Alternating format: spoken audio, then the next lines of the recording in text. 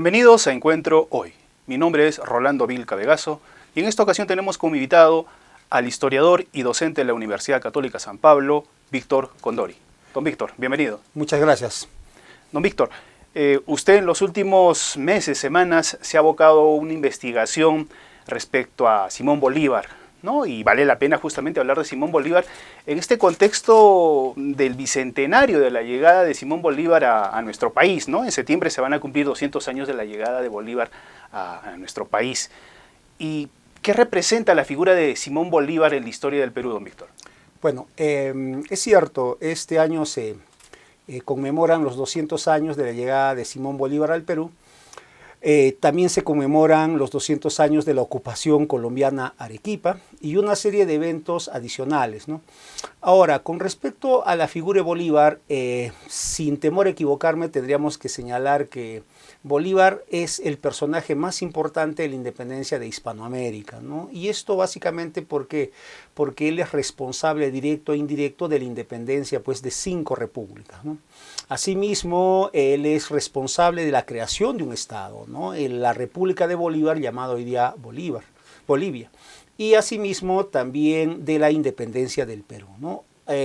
Adicionalmente, si queremos, Bolívar creó un Estado federativo que se mantuvo durante 10 años, que fue la Gran Colombia. Pero si volvemos otra vez al tema del Perú, diríamos que gracias a Bolívar se termina o concluye el proceso de independencia, que si bien es cierto se había iniciado más de una década antes, había tenido uno de sus puntos importantes con la llegada de San Martín. De alguna u otra manera diríamos que Bolívar termina complementando el trabajo que San Martín había venido a realizar. Entonces, por ese lado es muy importante su figura, es muy importante el personaje, y yo creo que amerita una biografía, un estudio sobre el régimen bolivariano, pero a nivel de las provincias, porque todavía las provincias están ausentes durante este periodo, ¿no? En los meses anteriores y años anteriores se ha trabajado mucho el tema del bicentenario, pero con respecto a lo que ocurrió el 28 de julio. Y bueno, pues a este bicentenario se han hecho presentes o se hicieron presentes historiadores de muchas regiones, ¿no? Con trabajos muy importantes, trabajos que se han venido publicando en diferentes revistas, en diferentes libros, ¿no? Pero con respecto al régimen bolivariano todavía hay escasez de trabajos, ¿no? Algunos en el norte, otros quizá en Lima, y en esta zona sur, donde la presencia de Bolívar va a ser muy importante también, es muy poco. Entonces, por esa razón creo que el libro contribuye a tratar un poco de aportar a ese conocimiento sobre la presencia de Bolívar y la independencia definitiva del Perú. Claro, y de hecho, si hablamos de bicentenario, don Víctor, si me permite, tal vez en el caso peruano deberíamos hablar a partir del 8 de diciembre de 1824 y no del 28 de julio de 1821, ¿no? Porque la capitulación de Ayacucho es la que de alguna forma consolida recién el inicio de la independencia peruana. Y tal vez solo como un hecho histórico poco conocido, se podría citar que en Arequipa, por ejemplo, se reconoce la independencia después del 8 de diciembre de 1824, es 6 de febrero del 25, si no recuerdo. Sí, efectivamente, ¿no? 9 de diciembre, ¿no? La batalla de Ayacucho. Sí, es cierto, pero esto tiene que ver un poco con ciertas tradiciones que han venido influyendo un poco en nuestras fechas cívicas, nuestras fiestas cívicas, ¿no? Y que de alguna u otra forma se ha venido cuestionando también en los últimos años, en las últimas décadas. Efectivamente, ¿no? La independencia se consolida el 9 de diciembre. Es la batalla de Ayacucho el evento, el acontecimiento que termina, digamos, sellando completamente un proceso que se había iniciado hacía más de 10 años. Algunos dirán que en realidad todavía había que esperar hasta el año 26. ¿Por qué? Porque una parte, un pequeño destacamento, digamos, realista se había posesionado de los castillos de Real Felipe el Callao y recién a principios de enero de 1826 va a capitular. Pero ahí habría que tomar en cuenta que para esa época ya la independencia estaba consolidada en la mayor parte del territorio y la presencia de ese pequeño destacamento en los castillos del Callao no iba a cambiar para nada, ¿no?, lo que había ocurrido después de Ayacucho, ¿no? Entonces, por esa razón, sí es cierto, creo que es la manera como se ha ido construyendo un poco esta historia oficial la que ha terminado priorizando o resaltando más una fecha que otra, pero que tampoco es accidental. tiene que ver mucho con varios factores, ¿no? Uno de esos factores es el antibolivarianismo que ha existido en el Perú, pues, o que existe en el Perú hasta nuestros días, ¿no? Lamentablemente, pues, Bolívar es una figura un tanto contradictoria, un tanto controversial, no tiene una buena fama en comparación, por ejemplo, a San Martín, ¿no? San Martín tiene una fama mucho más generosa, es una imagen mucho más bondadosa con respecto a otros personajes, yo diría de manera también bastante injusta, ¿no? O equivocada, porque en realidad el régimen de San Martín es responsable, por ejemplo, de las expulsiones de una buena parte de la élite española de Lima, pero esto se le achaca más al ministro, quien se ha comprado prácticamente todo el problema, ¿no? Entonces es cierto, debería ser el 9 de diciembre, pero eso implicaría pues dejar de resaltar a Lima y reconocer a Ayacucho. Y como sabemos, pues Ayacucho en las últimas décadas ha estado relacionado directamente con ciertos eventos políticos y de alguna u otra forma eso también influye, ¿no? Influye dentro de esta forma de entender un poco la historia oficial, ¿no? ¿Qué caracteriza a la obra de Simón Bolívar en el Perú una vez de que ya se consolida la independencia? Bueno, Simón Bolívar ha sido siempre visto, quizá la mayor parte de estudios que se han realizado en torno a él han priorizado ciertos aspectos, ¿no? En primer lugar, han tocado mucho el tema sobre la organización de la campaña militar que va a llevar a la independencia. También han resaltado mucho los conflictos que Bolívar va a tener con la élite peruana en general y dentro de ellas pues con su gobierno dictatorial. Y finalmente va a ser muy importante en Bolívar sus proyectos federativos, ¿no? Entonces, frente a esos trabajos que se han hecho, precisamente el trabajo que yo he desarrollado tiene que ver con lo que estás preguntando, ¿no? Es decir, con la política gubernativa, ¿no? Entonces, en ese caso, yo debería señalar que la política gubernativa de Bolívar, de la dictadura bolivariana en los años posteriores a la batalla de Ayacucho y con respecto al departamento de Arequipa, que es donde yo me he centrado, tenemos que señalar que era muy eficiente, ¿no? Es decir, fue una obra política muy dinámica, bastante eficiente, muy preocupado por muchos asuntos y muchos problemas, y es la razón por la cual, por ejemplo, hoy diríamos que a Bolívar se le debe la consolidación, por ejemplo, del sistema de departamentos. Si bien es cierto, ya durante el gobierno de San Martín se había establecido el régimen departamental, este no se había aplicado en todo el territorio debido a que solo una parte de él estaba o continuaba en poder de los patriotas y el resto estaba en poder de los realistas, ¿no? Para que un poco se entienda esta figura. Entonces, es con Bolívar en que al independizarse de todo el territorio se puede establecer definitivamente el sistema departamental en reemplazo del sistema de intendencias. Pero a su vez es con Bolívar en que se va a nombrar una figura encargada de gobernar un departamento, en este caso que es el prefecto.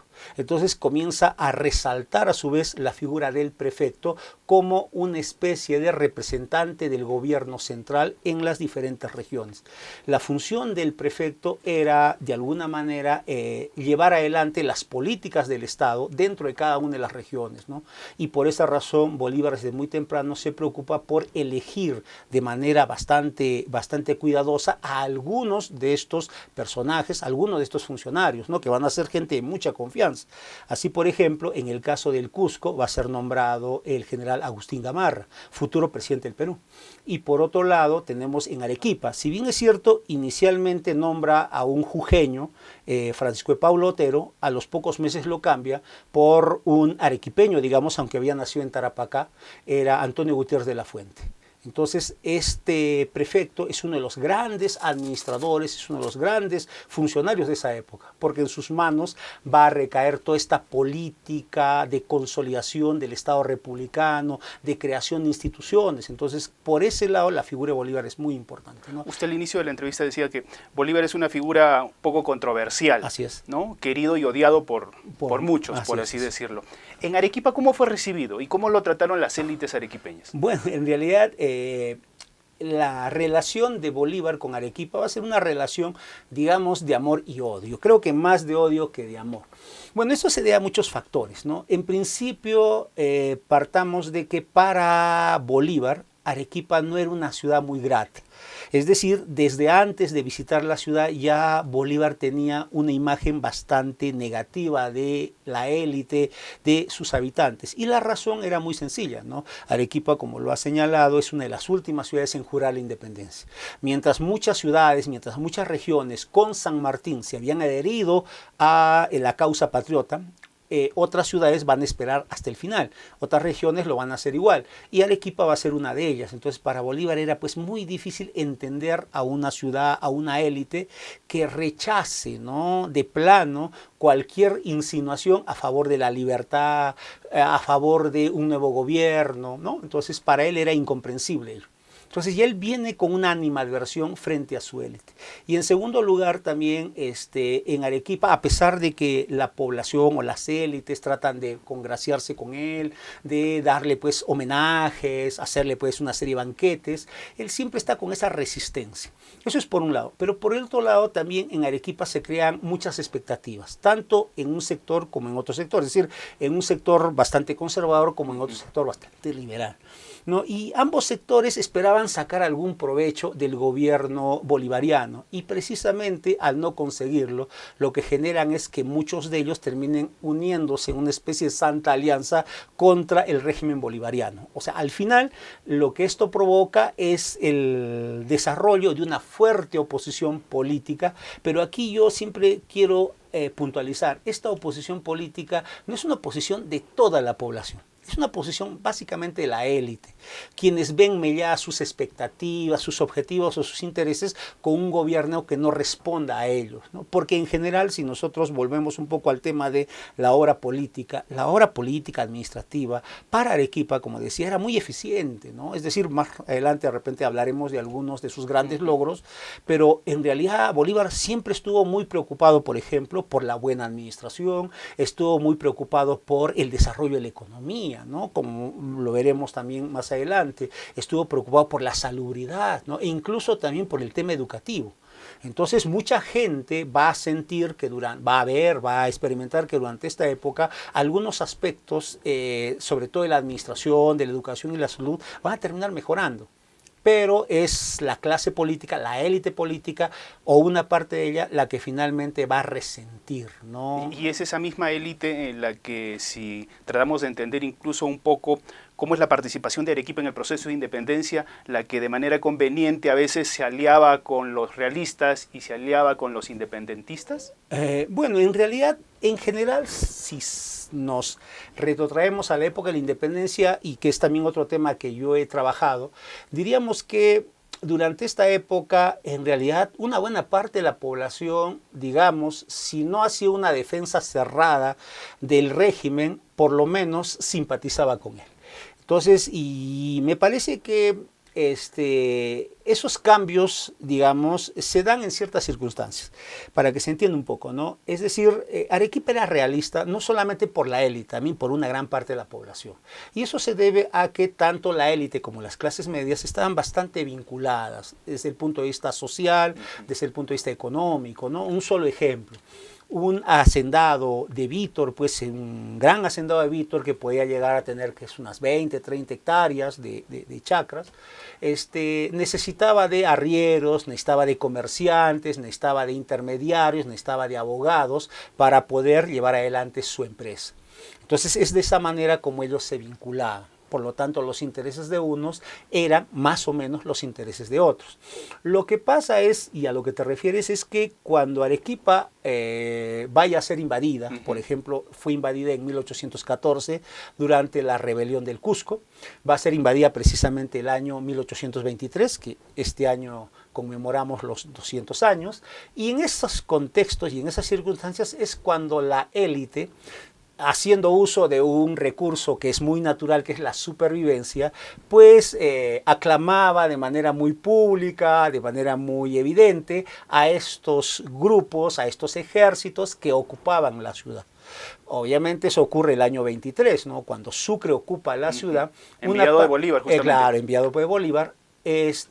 una parte o la mayor parte de la población sale a recibirlo apoteósicamente. Bueno, entonces esto confunde un poco a Sucre, ¿no? Pues le hace creer de que verdaderamente la ciudad de Arequipa era una ciudad patriótica, patriota, pero que estaba forzada por las fuerzas realistas a defender las banderas del reino. Pero cuando Sucre decide pues aprovecharse de esa popularidad, ¿no?, que ha mostrado la población, aprovecharse de ese recibimiento mediante la solicitud de donativos, mediante la solicitud de reclutas, es cuando la población muestra sus verdaderos sentimientos, ¿no? El dinero nunca llega y muy pocos de ellos se presentan como voluntarios a engrosar las filas de la patria, ¿no? Volviendo a Bolívar, don Víctor, ¿qué podemos destacar dentro de su obra gubernativa, ¿no?, en los diferentes campos? Por ejemplo, usted mencionaba el tema educativo, que tal vez sería necesario hasta mencionar, ¿no?, si Bolívar realmente tuvo que ver con la fundación de la Universidad San Agustín, ¿no? Claro, podría parecer un tanto herejía lo que vaya a decir, aunque es algo que también otros historiadores más o menos lo han expresado. En realidad, la fundación de la UNSA, como nosotros la entendemos, no es, digamos, un efecto directo de las políticas bolivarianas. En otras palabras, si bien es cierto, en el norte, en Trujillo, en el Cusco, en Puno y en los lugares donde está Bolívar, funda colegios, porque la política educativa era parte de la política bolivariana, ¿no?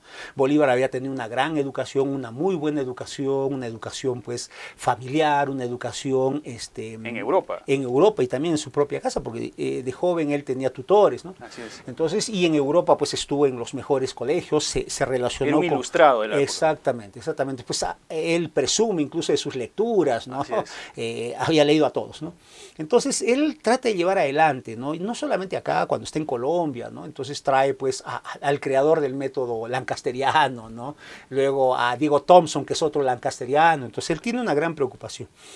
Y en lugar donde está, funda colegios como el Colegio de San Carlos, el Colegio de San Simón de Moquegua, el Colegio de Ciencias del Cusco, pero en Arequipa, durante el mes que está presente, no funda un solo colegio. Y obviamente, cuando ya está fuera, cuando está en Cusco y luego pasa a Puno, está en Puno, en agosto más o menos de 1825, él envía una carta al prefecto, ¿no? Y le dice, esta carta dice más o menos algo así, ¿no? Por favor, señor prefecto, reúnase con ciertas instituciones para crear a su vez instituciones de educación y otras instituciones más. Esa es la única referencia que hay de Bolívar con respecto a la educación en Arequipa. Entonces, a partir de ahí es el prefecto Antonio Gutiérrez de la Fuente quien, vinculado a la élite arequipeña, vinculado a la élite académica arequipeña, que va a comenzar a organizar, ¿no? A reunirse, a coordinar para poder establecer tanto un colegio como una universidad. Pero claro, la mayor labor en este caso la va a hacer el prefecto Antonio Gutiérrez de la Fuente, pero a partir de una comunicación que Bolívar le da, donde no le dice funda una universidad, no le dice funda un colegio. Le dice hay que fundar instituciones de educación. Entonces, a partir de ahí es que el prefecto, digamos como una orden, lleva adelante todo este proceso que concluye el año 27 con la fundación del Colegio de Independencia Americana y el año 28 con la fundación de la universidad, ¿no? Es decir, es el que pone en práctica las instrucciones de Bolívar, por así decirlo. Son unas instrucciones muy generales, pero que también responden a una razón. Porque Bolívar en esa misma carta, a través del secretario, porque en realidad Bolívar escribe pocas cartas, son sus secretarios, tenía como 5 o 6 secretarios quienes hacían esta labor, digamos, de redactar las cartas. ¿Qué es el pensamiento de él? Son las ideas de él, ¿no? Entonces, y ahí él explica las razones por las cuales Bolívar responde tan tardíamente a esta necesidad. Entonces les dice, ¿no?, que en realidad no es porque él se haya olvidado verdaderamente de cuáles eran las funciones que tenía y la importancia que tiene la educación. Lo que le dice es que en realidad estaba muy molesto. Y estaba muy molesto precisamente porque había tenido una serie de desencuentros, primero con el prefecto y luego con un grupo de intelectuales arequipeños. ¿Qué había ocurrido? El prefecto y este grupo de intelectuales arequipeños habían tomado el control del primer periódico arequipeño, ¿no?, La Primavera de Arequipa. Este periódico había sido fundado en Arequipa, o por lo menos esa era la intención de que en Arequipa comience a editarse un periódico, y en ese periódico, además de transmitir todo tipo de noticias, había que resaltar mucho la figura del Libertador. Pues Bolívar entendía que para construir un nuevo Estado era muy importante hacerlo a través de la figura de quien había dado la libertad. Entonces era un periódico que tenía más o menos esas características, ¿no? Resaltaba mucho la figura de Bolívar y a través de este encomio es que se iban transmitiendo las ideas republicanas. Cuando este periódico cae en manos de la élite intelectual arequipeña, ellos consideran de que el periódico debe servir como un medio para crear cultura política, para educar a la población. Entonces, de alguna u otra forma, los objetivos eran los mismos, los medios cambian. Y esto molesta mucho a Bolívar, se resiente con esta élite, los separa de los cargos y al prefecto lo reemplaza por otro personaje. Entonces, en ese contexto es que se da... Dentro del campo económico, ¿qué es lo que se puede destacar de la obra de Bolívar? Más aún en un contexto de una república naciente y sin recursos, ¿no? O sea, venida menos económicamente hablando. Sí, sí, verdaderamente... ahí también yo tengo que resaltar mucho la preocupación de Bolívar por impulsar el desarrollo económico de algunas actividades. Desde muy temprano, enero de 1825, Bolívar, obviamente a través de sus asesores, a través también de un informe que recibe del prefecto Otero, con toda la realidad económica de la región, él decide habilitar al puerto de Quilca, por ejemplo, como puerto mayor de la República. Entonces esto es muy importante, ¿por qué? Porque en ese contexto, mientras las otras actividades que has mencionado tú, como la ganadería, la agricultura o la minería, habían decaído enormemente y muchas de ellas no se van a recuperar sino hasta dentro de muchas décadas, el comercio seguía creciendo, el comercio de importaciones, ¿no? Es decir, productos fundamentalmente tejidos que llegaban muy baratos del extranjero, que eran consumidos masivamente no solo en Arequipa, sino en todo el sur. Y para eso necesitaban una puerta de entrada. Entonces Bolívar lo que hace es establecer o habilitar a Quilca como puerto mayor de manera provisional, porque a los meses siguientes, 4 o 5 meses, ordena que se busque a lo largo de la costa peruana un lugar donde crear una ciudad portuaria. Ya no es un puerto, sino una ciudad portuaria, ¿no? Al final, otra vez, Antonio Gutiérrez de la Fuente, llevado un poco por su experiencia, también por el asesoramiento que recibía de algunos intelectuales, él termina eligiendo a Islay como puerto. Entonces, para resumir esta primera parte, a Bolívar se le debe la habilitación de puertos mayores, primero Quilca y luego Islay, para impulsar el comercio, tanto de importaciones como el comercio de exportaciones, porque a partir del año 26 ya se comienzan a exportar a Europa grandes cantidades de lana de oveja. 10 años después será lana de camélidos. Eso es por un lado. Por otro lado, a Bolívar también se le debe la promoción de una serie de proyectos de irrigación. O sea, a veces se cree que los proyectos de irrigación en el Perú pues nacen en el siglo XX. No, ya para el año 25, por ejemplo, se está intentando irrigar las pampas de la Caldera en Vítor. Al año siguiente se están tratando de irrigar las pampas de Camborda aquí en la zona de Caima. Pero el proyecto más importante, que también va a ser impulsado por Bolívar, va a ser el proyecto Vincocaya. El proyecto Vincocaya buscaba traer el agua de algunas lagunas que están en la parte alta de Arequipa y derivarlas a Río Chile para irrigar cerca de 6.000 hectáreas. Entonces Bolívar vio en la agricultura, como muchos posiblemente, una posibilidad pues no solamente de aumentar la producción de alimentos, sino también generar trabajo en una época, como tú has señalado, pues teníamos problemas económicos de todo tipo, ¿no? Entonces el comercio, la agricultura van a ser dos actividades que van a estar siempre presentes dentro de las políticas. Y para terminar, ¿no? En el gobierno de Bolívar se va a publicar el primer reglamento de comercio. No vamos a tener un reglamento el año 1826. Ese reglamento básicamente establecía pues las normas, pero también establecía los puertos que deberían de funcionar como mayores y menores. Y algo que me llama mucho la atención, ¿por qué? Porque a veces cuando me escuchan un poco hablar sobre estos temas, piensan de que yo estoy exagerando un poco los beneficios generados por la política bolivariana. Pero pongo como ejemplo, ¿no? Económicamente de Bolívar se habla que era un liberal, ¿no? Es decir, alguien que está a favor, digamos, del libre cambio. Claro, de hecho su formación que recibe, claro, exactamente. Pero aquí ocurre algo, ¿no? Arequipa, durante el periodo colonial, se había caracterizado por un gran desarrollo de lo que llamaríamos hoy día la viticultura.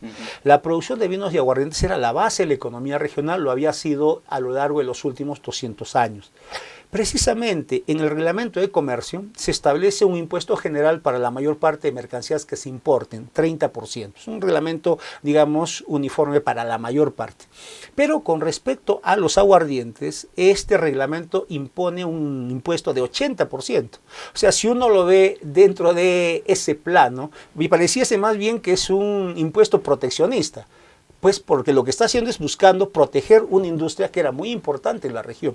Y a eso yo me refería cuando te decía que muchos hacendados muy posiblemente vieron con buenos ojos ese reglamento y ese impuesto, porque de alguna u otra forma protegía su industria, a pesar de que Bolívar había sido visto siempre como un personaje de pensamiento económico muy liberal, ¿no? Ahora, en el campo gubernativo, digamos, en la consolidación del Estado, ¿cómo se percibe la obra de Bolívar? Usted en ese momento mencionaba, ¿no?, la aparición, la creación de los prefectos como una representación suya. Claro. Pero si hablamos ya de la conformación del aparato público, por así decirlo, ¿qué es lo que hace, qué aporta Bolívar? Bueno, en realidad el tema de los prefectos, como señalé, es muy importante porque a través de ellos se va a hacer realidad las políticas gubernativas. Eso es fundamental. Y por esa razón, uno de los grandes constructores, digamos, de la temprana república o de las instituciones en Arequipa es Antonio Gutiérrez de la Fuente, porque él va a gobernar más de 3 años, ¿no? Es uno de los pocos casos donde va a tener una larga duración. Ahora, si bien es cierto, esto está en la Constitución del año 23, es durante el régimen bolivariano que también se establece, por ejemplo, las Cortes Superiores. Se establecen las Cortes Superiores. Sí, es cierto, está en la Constitución, pero hay muchas cosas que están en la Constitución, ¿no? Y no todas ellas terminan convirtiéndose pues en una realidad. Y las Cortes Superiores, a pesar de que Bolívar se ha dicho siempre que era muy autoritario, muy dictatorial, muy personalista, muy autocrático, pues van a funcionar. Y en algunos casos, muchas de estas Cortes van a reaccionar frente a algunas medidas publicadas, aprobadas por el Libertador, ¿no? En este caso, incluso va a tener choques con algunos jueces también. ¿Por qué? Porque nuevamente, ¿no?, los jueces o los intelectuales que lleguen a ocupar cargos, ellos van a actuar por principio. Entonces, un poco desprendidos de esta vinculación emocional que siempre ocurre cuando un líder pues es tan popular y es tan importante como lo fue Bolívar, ¿no? Entonces, un poco el tema de las Cortes va a ser importante, pero yo diría más importante incluso que ello, porque al final instituciones siempre van a haber, es el control que Bolívar va a ejercer sobre aquellos encargados de, por ejemplo, estas instituciones. ¿A qué me refiero? Me refiero a que permanentemente Bolívar estaba vigilante sobre el actuar, por ejemplo, de los prefectos. ¿Cuál era el principal problema de los prefectos? Algunos prefectos, por ejemplo, hacían uso de presupuesto local, de recursos locales, para beneficios personales, ¿no? Entonces, para Bolívar esto era pues inaceptable. Entonces, permanentemente él está enviando cartas o llamadas de atención a algunos prefectos por los montos de dinero que están utilizando sin haber solicitado el permiso correspondiente. O sea, el control de las autoridades. Pero no era el único problema. El otro problema de las autoridades es que contrataban personajes, familiares, ¿no?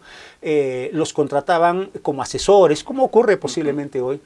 Y muchos de estos contratados eran antiguos realistas, o sea, los capitulados en Ayacucho, antiguos oficiales, vecinos que se habían manifestado públicamente a favor del rey, que eran contratados. Y no solamente por el prefecto de Arequipa, también lo hacía el prefecto del Cusco, también lo hacía Santa Cruz, por ejemplo, Andrés de Santa Cruz, que era presidente del Consejo de Gobierno, comenzaron a incorporar, digamos, dentro de su séquito a un grupo de funcionarios y personajes relacionados con el régimen anterior. Es decir, como que la élite se reacomodaba políticamente hablando. Y estos líderes lo que estaban haciendo es pues creando, desarrollando lo que se llama el clientelismo, ¿no? Porque estaban mirando el futuro, en el futuro no va a haber Bolívar, ellos necesitan tener pues una base política para aspirar a cargos mucho más importantes. Y permanentemente Bolívar está controlando, ¿no? Está ordenando que se despidan a todos los contratados, que no se contraten a capitulados, sino más bien a soldados y funcionarios que habían dado su esfuerzo, su vida por la patria, porque ellos lo merecían más. Y por otro lado, también va a tener una preocupación por la corrupción. No he estudiado otras regiones, básicamente me he centrado en Arequipa, y en Arequipa he encontrado, por ejemplo, casos de soldados, sobre todo soldados colombianos. Uno podría pensar que puede haber sido más indulgente con los colombianos en la medida pues que él los ha traído, ¿no? Pero no, aquí en Arequipa se va a establecer una fuerza, en la región Arequipa, de unos 3.000 soldados. Es la primera división colombiana, se llama. Entonces, para tratar de evitar que esta división pues cometa excesos con la población, que es una cosa muy común durante la guerra, Bolívar, a través de sus comandantes, va a imponer penas muy severas, sobre todo aquellos que infrinjan estas normas, ¿no? Y en no pocos casos, en la Plaza de Armas de Arequipa, el año 1825, se van a producir fusilamientos de soldados y oficiales que han sido denunciados por robo, básicamente robo en la aduana, por ejemplo. La aduana pues, está llena, repleta de mercancías, y van a ser procesados, degradados y públicamente fusilados en la Plaza de Armas. De los muchos de estos procesos judiciales y fusilamientos, hay uno sobre todo que llama la atención porque ha sido registrado por un viajero inglés llamado Samuel Hay. Te describe desde que sale de la cárcel hasta que sus cuerpos son enterrados. Todo ese proceso y cómo la gente no salía a ver y todo ello, porque para Bolívar, bueno, hasta donde yo he podido entender y conocer, pues el control de la administración era muy importante para evitar estos excesos y sobre todo el clientelismo político que ya estaba un poco desarrollándose, digamos, dentro de la política. Tal vez de alguna forma lo que buscaba era instaurar pues un gobierno, entre comillas, transparente y honesto, ¿no? Porque si usted dice que buscaba sancionar, digamos, el mal uso de los recursos en las autorizaciones necesarias, algo que hoy se conoce pues como el mal uso de los recursos públicos, ¿no? Si buscaba sancionar, digamos, el abuso de poder de parte de quienes lo ostentaban, ¿no? En el caso de los militares, que también hoy se ve en días, entonces se podía interpretar pues de que buscaba ordenar un poco las cosas, imponer cierto orden, claro, ¿no? Aunque eso tal vez pudo, no sé si degeneró o no, y tal vez si alimentó o no, abonó en la creación de esta figura un poco autoritaria, más impositiva, ¿no? Menos, claro, que no se puede utilizar el término democrático para esa época, pero eso era lo que tal vez cabía y necesitaba el Perú. Sí, precisamente lo que tú señalas es correcto, ¿no? Porque cuando uno revisa la política administrativa, el control, el rigor en el control de los funcionarios, ¿no? El control de los gastos públicos, del gasto público, en este caso el gasto en cada uno de los departamentos, el control en las contrataciones, ¿no? En las contrataciones. Claro, eso no quita, por si acaso no quita, de que Bolívar también haya acomodado personas. Es decir, el régimen bolivariano va a acomodar en ciertos cargos a personas muy cercanas al régimen, ¿no? No es desconocido, por ejemplo... Colombianos. En general. Patriota, que había gente que había participado a favor del ejército patriota, a favor de los movimientos patriotas, ¿no? Y pongo un poco el ejemplo. Muy temprano, mayo más o menos, junio de 1825, un poco más, un poco menos, el régimen bolivariano crea en el Perú lo que se llaman las juntas de calificación. Las juntas de calificación era una institución como una especie de tribunal, digamos, que se encargaba de realizar una especie de evaluación del patriotismo de algunos peruanos. ¿Cómo se hacía? La persona que quería acceder a un cargo tenía que presentar, pues, como una especie de currículum vitae, una serie de documentos que avalasen que él, a lo largo de los años anteriores o previos, había tenido una participación directa dentro del proceso, ayudando, asistiendo, colaborando, como sea. Entonces, esta documentación, este FAI, ¿no? Iba a ser evaluado por un grupo de connotados vecinos, y al final de esa evaluación iba a depender tus posibilidades de acceder a uno u otro cargo. Entonces, en ese sentido, Bolívar va a tener una preocupación también por tratar en ciertos cargos, no en cualquier tipo de cargos, sobre todo los cargos de menor nivel, acomodar a ciertas personas. Entonces muchos favoritos de Bolívar van a terminar siendo acomodados en algunos cargos, pero en otros Bolívar va a tener la preocupación de que quienes lo ejerzan sean verdaderos profesionales. Entonces uno ya más o menos se imagina, si en 1825 necesitamos un tesorero, ¿quién podría en Arequipa ocupar mejor ese cargo? Quien lo ejerció durante el régimen colonial. Entonces muchos también realistas, entre comillas, o no patriotas, van a continuar ejerciendo ciertos cargos, porque para Bolívar va a ser muy importante la eficiencia en el manejo de estos recursos. Entonces ya te imaginarás que si tienes por un lado a gente que es colocada en un puesto y obviamente hay uno que ha sido retirado de él y por otro lado tienes gente que ha permanecido en el puesto a pesar que muchos aspiraban a ocuparlo, entonces van a haber muchos desafectos, muchos...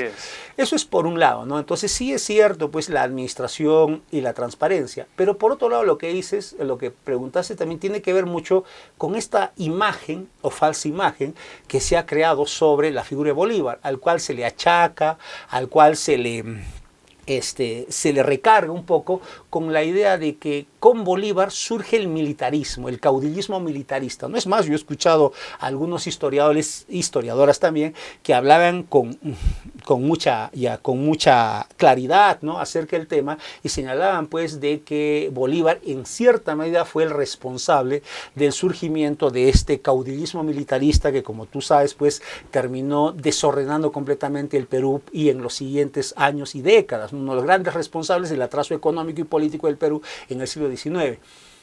Pero ahí habría que también tomar las cosas con cierto cuidado. ¿Por qué? Porque este exceso de poder que el ejército asume verdaderamente durante la República no nace con el régimen bolivariano, sino con la independencia. Claro. Entonces la independencia es el gran responsable del surgimiento de muchos líderes militares. Que son los que luego se disputan la presidencia del país. Exactamente, exactamente. Algunos más o menos relacionados con Bolívar. Y ponemos dos ejemplos, ¿no? El primer golpe de Estado en la historia del Perú se da en los últimos años del régimen colonial, o régimen virreinal, o régimen español, ¿no? Y es el motín de Asnapuquio, si no me equivoco. Ya, el motín de Asnapuquio, en la cual un grupo de oficiales españoles derrocan a un virrey español para colocar a otro oficial como virrey, en este caso a José de la Serna. Entonces ahí no tiene que ver nada Bolívar. Por otro lado, el primer golpe de Estado republicano se da en 1822, si no me equivoco. Es el famoso motín de Valconcillo, donde un grupo de oficiales derrocan a una junta gobernativa. Ahí tampoco tiene que ver Bolívar. Y si nosotros vemos ya de manera mucho más general, mucho más amplia, la historia política de Chile, por ejemplo, hasta 1830, de Argentina, pues durante gran parte del siglo XIX, o México, ahí vamos a tener también caudillismo militarista, donde Bolívar no tuvo mucho que ver. Eso no significa que Bolívar no sea responsable del crecimiento político de algunos caudillos, eso sí, pero en general el caudillismo responde más a un contexto de guerra, como el que tuvimos desde 1808-9 hasta 1824, que por la promoción que pueda haber hecho el régimen bolivariano en los años que estuvo en el Perú. Claro, y de hecho la conformación de los cuadros políticos, por así decirlo, era muy incipiente pues en esa época, ¿no? Entonces quienes eran más conocidos y reconocidos y hasta valorados eran justamente los líderes militares. Y además tenían el control, pues, y tenían más cercanía con la población incluso. Sí, en algunos casos sí, además porque eran épocas también de mucha inestabilidad, ¿no? Porque uno piensa que no uno piensa, creo que los historiadores en general ya esto lo tienen bastante claro, de que después de la independencia pues no es que empezamos una etapa de paz, una etapa de tranquilidad, no. Nosotros el año 26 se va Bolívar. 2 años después tenemos guerra con Colombia. Luego tenemos una invasión de Bolivia y vamos a tener así una serie de eventos políticos, bélicos, que de alguna manera lo que van a hacer pues es darle a este territorio, lastimosamente, pues una mayor inestabilidad, y en ese contexto los militares van a continuar monopolizando y controlando las estructuras políticas de este país, porque además ellos tenían cierta organización y tenían la fuerza en sus manos, ¿no? Uno de los grandes proyectos de Bolívar era la conformación de la Federación de los Andes, ¿no? Es decir, integrar la Gran Colombia con Perú y Bolivia, ¿no? Y la Gran Colombia de por sí ya era pues algo digno de destacar en la época, porque no solo era pues Ecuador y Colombia o Venezuela, incluso llegaba hasta Panamá. Entonces teníamos una configuración geográfica y política que si hubiese funcionado hubiese sido muy importante, y tal vez el anhelo de Bolívar era no solo recuperar lo que en algún momento fue tal vez el Tahuantinsuyo, ¿no?, sino conformar un escenario político que pueda hacer incluso frente al crecimiento y al nacimiento de Estados Unidos en el norte. Claro, pero son dos contextos diferentes, ¿no? El Tahuantinsuyo creo que no estaba muy cercano a los proyectos bolivarianos, ¿no? Creo que lo más cercano estaba en los Estados Unidos, o incluso en lo que luego será pues el Brasil, ¿no? Es un estado enorme. Pero un poco yendo al punto de manera más directa, ¿no? En realidad es cierto, Bolívar es uno de los grandes precursores de los proyectos federativos, de estados federativos. Bueno, no es el único, ya Miranda también tenía un proyecto similar y también Monteagudo habla más o menos de ese tema, ¿no? Pero Bolívar lo lleva a la práctica con la creación, como lo has dicho tú, de la Gran Colombia, ¿no? Esta estructura de varios estados, de varios países, Venezuela en esa época, Cundinamarca, no era Colombia, luego tenemos la Audiencia de Quito, que será Ecuador, y bueno, Panamá era parte de la Gran Colombia, era parte de Cundinamarca, ¿no? No era un estado propiamente independiente.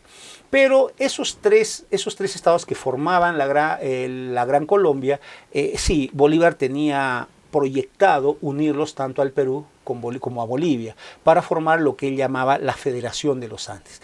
Y el tema de la Federación de los Andes es muy interesante, ¿por qué? Porque esta Federación de los Andes tenía que comenzar con la unión de Perú y Bolivia. Esto se da más o menos después a mediados del 25, principios del 26, ¿no? Que comienza ya a estructurarse de manera mucho más clara.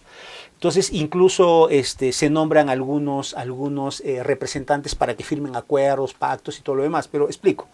Entonces, la Federación de los Andes es este mega estado que tenía que nacer con la unión de Perú y Bolivia. Pero ahí surge el primer problema, porque la élite boliviana desconfía, no tanto de la élite peruana, desconfía de su condición, digamos, minoritaria, ¿no?, frente a la condición que tenía el Estado peruano, que era mucho más grande. Además, tradicionalmente Bolivia había sido una provincia del Perú. Entonces había el temor de que si se producía esta unión, al final el Perú terminase absorbiendo a Bolivia. Entonces es ahí cuando se plantea que para que se unan estos dos estados, el Perú tenía que dividirse en dos estados. Es decir, el estado del norte y el estado del sur. El estado del sur formado, digamos, por Cusco, por Puno y por Arequipa. Lo más interesante de todo es que en el estado del sur, Arequipa iba a ser la capital, ¿no? El codiciado anhelo de la historia arequipeña de ser la capital de una república se iba a hacer realidad con esta federación. Entonces, en ese contexto en que se nombra a un plenipotenciario de nombre Ignacio Ortiz de Ceballos para que se traslade a Bolivia y llegue a un acuerdo para firmar un tratado de federación, dos Perúes y Bolivia, más el tratado de límites. Ahora, hasta ahí todo está bien en el papel. El problema es que para que Bolivia firme el Tratado de Federación, le exige al Perú, en este caso al Estado del Sur, le exige la entrega de territorios de Tacna, Arica y Tarapacá. Y a cambio ofrece entregar territorios como Apolobamba y Copacabana, ¿no? En cambio. Ahora, ese es el problema. El problema es que Bolivia exige la entrega de dos territorios muy importantes. Arica era el principal puerto de la región, no era Islay, no era Quilca, era Arica. Arica es un puerto natural, ¿no? Y en segundo lugar, Tarapacá era la principal zona minera. Las minas de Tarapacá, las minas de Guantajaya, las minas de Santa Rosa, no solamente van a ser ricas posteriormente en salitre, ya eran ricas en plata pues desde hacía siglos. Y además una parte de la élite arequipeña estaba vinculada por sus intereses tanto a Tacna, Arica y Tarapacá. Y es la razón por la cual en Arequipa se genera un gran descontento. Es muy conocido esta historia en la cual se dice que cuando Bolívar, o mejor dicho, el gobierno bolivariano intenta que se apruebe la Constitución vitalicia, esta Constitución que iba a regir pues por siempre, y donde Bolívar iba a ser el presidente vitalicio de este estado, reunió a todos los colegios electorales. Y el único colegio que no aceptó fue el colegio de Tarapacá, que estaba encabezado por el subprefecto Ramón Castilla. Entonces se ha creado toda una historia mítica sobre el Ramón Castilla, pues nacionalista, lo cual no es incorrecto, pero también habría que ver el otro aspecto. El aspecto es que Ramón Castilla era nacido en Tarapacá. Y por esa razón Ramón Castilla en cierta medida se opone, porque también se opone el prefecto de Arequipa, Antonio Gutiérrez de la Fuente, que era muy cercano a Bolívar. Cuando él pues se entera de en qué condiciones se ha firmado este tratado de límites, él también se opone, le envía una carta a Bolívar, le dice: yo no voy a aceptar, no puedo ir en contra de los intereses porque él es nacido en Tarapacá. Entonces este rechazo de alguna manera a este proyecto de federación es lo que lleva básicamente al fracaso, ¿no? Al fracaso, además, porque nunca la Gran Colombia termina comprometiéndose. Es decir, el proyecto nace en la cabeza de Bolívar, se trata de imponer, digamos, en Bolivia y el Perú, pero iba a pasar mucho tiempo para que la Gran Colombia también se convenza de este proyecto y busca adherirse a él, ¿no? Entonces, claro, personajes como Bolívar han generado, como usted dijo también al inicio de la entrevista, apasionamientos descarnados, por así decirlo, ¿no? El mismo expresidente de Venezuela, pues Hugo Chávez, un poco más y lo pone en un altar. De hecho, de manera anecdótica, debemos citar que él mandó exhumar los restos de Simón Bolívar para saber si había muerto efectivamente por la tuberculosis o había sido asesinado y envenenado, claro. ¿no? Al final, los análisis forenses no determinaron a ciencia cierta qué es lo que había pasado con la muerte de Bolívar, pero Bolívar pues se convirtió en la figura que él necesitaba para instaurar su estilo de gobierno en Venezuela. Pero ¿cómo podemos resumir entonces a Simón Bolívar? ¿Como dictador o libertador? Bueno, en realidad John Lynch, el libro está por ahí, señala pues en la introducción que Bolívar es un personaje muy complejo. Es un personaje muy complejo, ¿no? Él era republicano, ¿no? Pero quiere instaurar un régimen prácticamente dictatorial, ¿no? Entonces, y así vamos a encontrar pues muchas facetas, ¿no? Un poco contradictorias en cuanto a su personalidad y también en cuanto a su gobierno. Yo creo que básicamente Bolívar fue dictador para poder conseguir la independencia. O sea, sin la condición de dictador no hubiese podido conseguir la independencia en el Perú.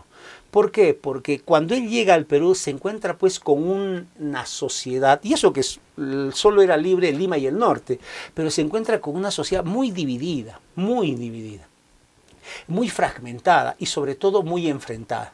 Y ese enfrentamiento luego se va a ver en otras regiones, como por ejemplo Arequipa, ¿no? Si contase cómo fue las elecciones de fines del 25 para el Congreso del año 26, pues fue una guerra civil dentro de la ciudad de diferentes grupos que se insultaban, se atacaban, porque en realidad pues la sociedad arequipeña nunca fue una sociedad homogénea ni armónica, ¿no? Entonces, si uno ve más o menos un panorama de ese tipo, ¿qué se necesita para poder imponer un proyecto como el proyecto bolivariano? Se necesitaba pues un régimen autoritario que, valga la redundancia, imponga este proyecto a la fuerza, contra la voluntad de los demás. Y eso quizá es lo que le ha granjeado a Bolívar, digamos, posteriormente, esa imagen negativa. Entonces, es cierto, pues, ¿no? ¿Qué es Bolívar? Creo que Bolívar fue ambas cosas, ¿no? Fue tanto un libertador como fue tanto un dictador autoritario, pero cuyo autoritarismo era necesario en ese contexto, porque sin ese autoritarismo, sin esa forma de llevar la guerra, era muy difícil que se hubiese logrado, por lo menos en el momento en que se logró.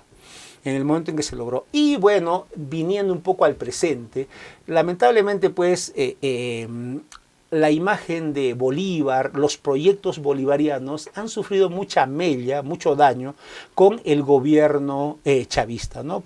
Incluso otros gobiernos anteriores, el primero que, bueno, hay un presidente a fines del siglo XIX, principios del XX, que exhumó el cadáver de Bolívar de Colombia para traerlo a Venezuela, porque habría que recordar de que cuando Bolívar muere no solo en la miseria, sino que además muere repudiado en todos los lugares. En el Perú su imagen fue satanizada, es más, se produjo años antes una guerra, de Colombia prácticamente sale huyendo y renuncia a la Gran Colombia, en Venezuela había sido declarado enemigo a la patria, estaba un compañero de armas, José Antonio Páez, de tal manera que para Bolívar el único destino posible para sus pocos años que tenía era irse a Europa.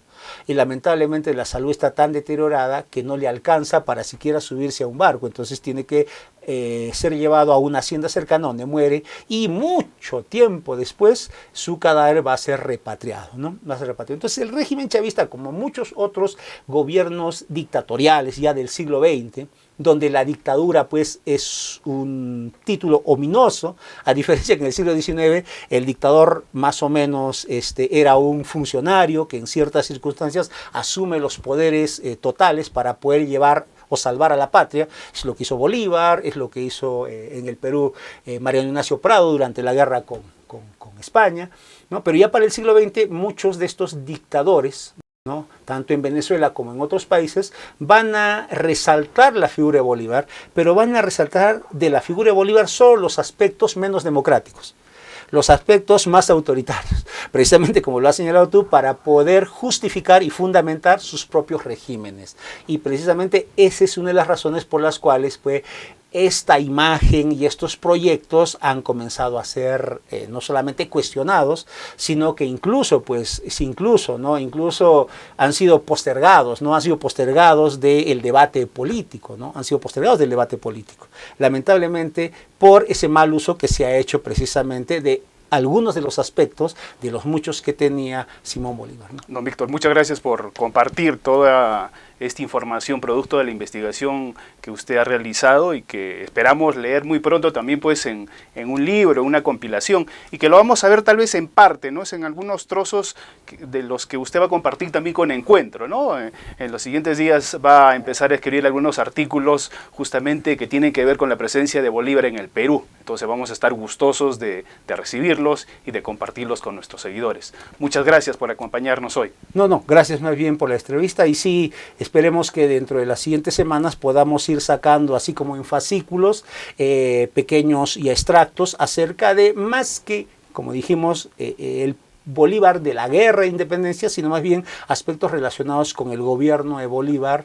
en el Perú y sobre todo con respecto al departamento de Arequipa. Bien, con nosotros estuvo el historiador y docente de la Universidad Católica San Pablo, Víctor Condori. Con nosotros será hasta la siguiente semana para invitar a otra persona y seguir analizando temas vinculados a no solo a nuestra historia, sino también a nuestra actualidad. Síganos a través de nuestro portal web de encuentro.p. Hasta la próxima.